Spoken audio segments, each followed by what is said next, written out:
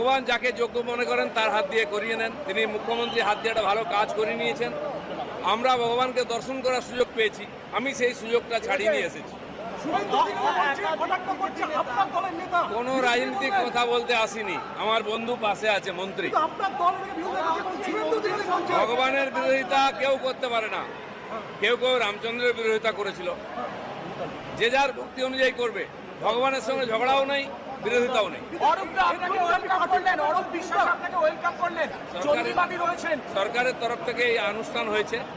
মাননীয় chief secretary এবং হেডকোর vice president আমাকে আমন্ত্রণ করেছেন কার্ড দিয়ে।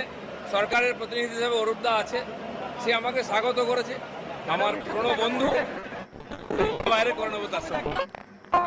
দেখা করবেন মুখ্যমন্ত্রী কিছুক্ষণ আগে ফের ফিরে এসেছেন, দেখা করবেন মুখ্যমন্ত্রীর সঙ্গে। উনি যদি ডাকেন যাবো, উনি আমাদের মুখিয়া, ওনার হাত দিয়ে মন্দির প্রতিষ্ঠা হয়েছে। আচ্ছা দিলীপ দা, এই যে আপনি এলেন, এই স্বাগত, এরপর পার্টি যদি আপনাকে ফোকাস করে বা সাইড করে কি করবেন, কি বলবেন? এখানে আমি পার্টি করতে আসিনি, আমি ভগবানের কাছে এসেছি। এখানে পার্টি নাই। যারা বুঝতে পারবে না, ভগবান তাকে সুবুদ্ধি দিক। হিন্দু মুসলিম নিয়ে যা চলছে,